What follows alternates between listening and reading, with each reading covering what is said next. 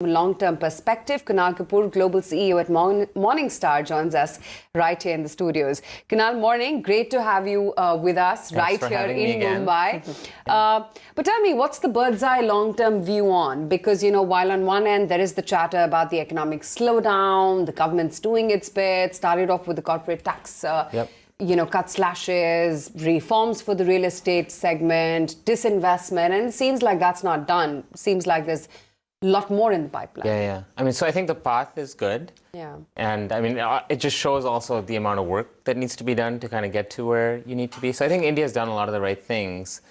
But obviously, just as you're seeing around the world, there's a pretty big slowdown that's taken place in the manufacturing economy around the world. And you're seeing the impact of that here. Now, I think what's interesting is when you look at the Indian data, it reflects more so a localized issue as opposed to a global issue. So you certainly have the China-US trade war that's impacting some markets like the US and China very materially. And you definitely see that in India you've had an export slowdown, but you've also had a domestic slowdown, which is, I think, what the government is trying to contend with more fully.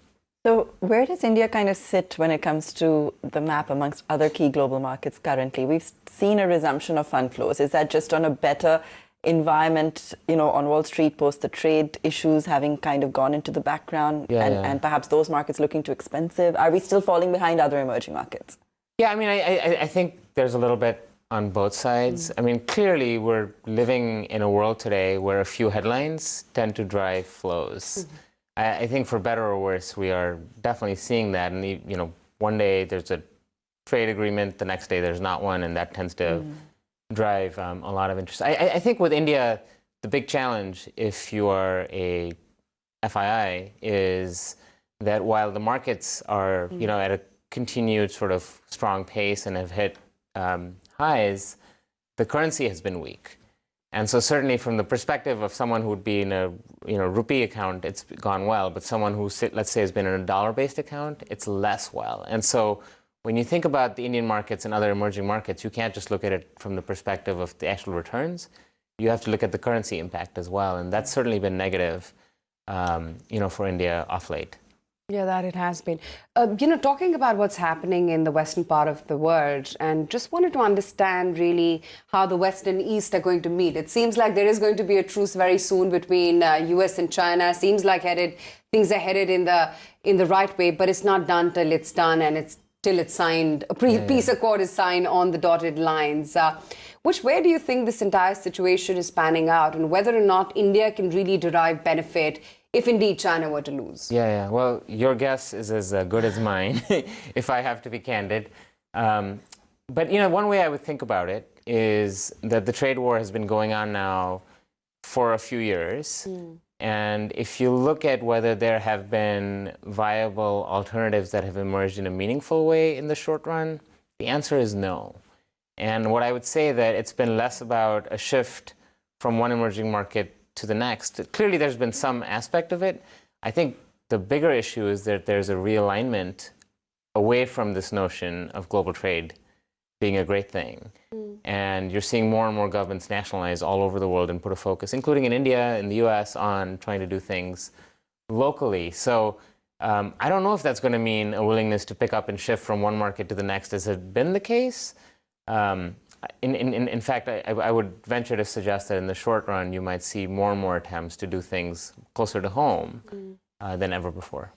So, as you said, headlines help to kind of, decide market mood. And we have seen the government here make all the right noises. We had Ray Dalio speak out last week talking about how, he perceived the Prime Minister was very active in taking, the right risks and new policies and so forth.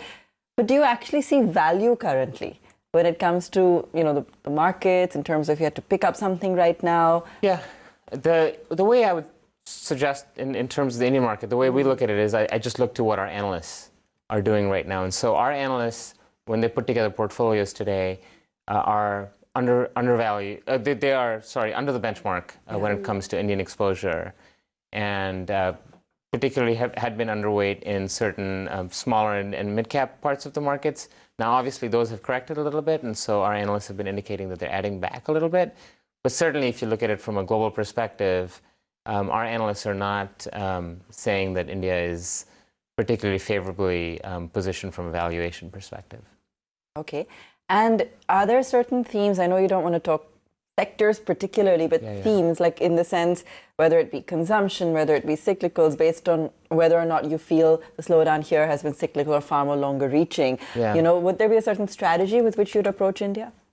So one of the things that always surprises me in India is when you look at the holding period. And what I mean by that is how long people invest for certain things.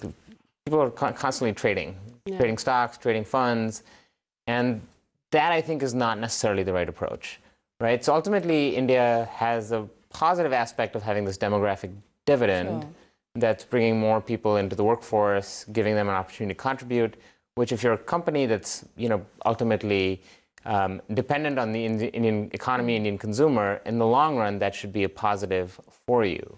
And so from my perspective, you have this great opportunity in India to identify good companies at reasonable prices and just own them.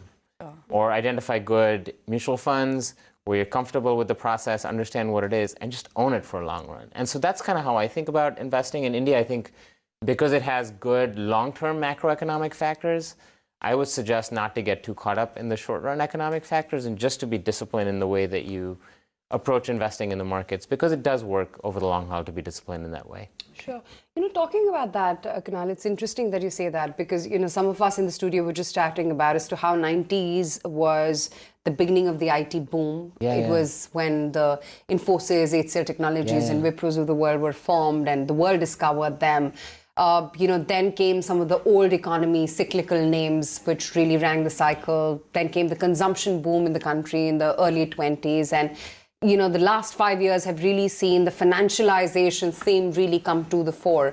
Do you think that the next big set of movers will come from the financialization, you know, the unorganized sector coming to the organized sector as part of the financial sphere? Or do you think there will be a newer sector or theme which is going to dominate investment? Yeah, I mean, it's a fair question. And when I look at our research and what our analysts are saying, I think we can all agree that the way technology is impacting every industry is critical today when you're doing any analysis, right? And so our analysts will tell you that the exciting companies and the ones that are worth keeping an eye on aren't necessarily always the ones that invent technology, but it's the ones that are using technology to transform the way they do their business. And so that is included in the financial sector, right, where you have complete digitization taking place, you have people changing the way they provide experiences, whereas once you might have needed to go into your financial institution, you may not need to do that in the future. You could do that all on your phone. So I think all these are exciting things. And if I'm an investor, the question I'm asking is less sector focused and more focused on, off the companies I like, what is the opportunity for them to transform their business using technology? And you know, even in old economy sectors like agriculture, you have some fascinating things that are happening that can really change the trajectory for companies long term. Because ultimately, like, the stock market is fundamentally what it is it's basically trying to provide prices based on a company's ability to grow in the long run, right? So you're just kind of discounting it back. So are manifold returns still possible? Are you moderating return expectations? I think it's always good to have moderate expectations. And you particularly should have moderate expectations after such a strong run around the world. I mean, the reality is that despite all the noise around the world in the past 3 years, equity returns, fixed income returns have been strong, with the possible exception of Europe, which has been much weaker. Okay, Kunal, great to have you in the studios. Thank you so much thanks for having me. Dropping by. That's the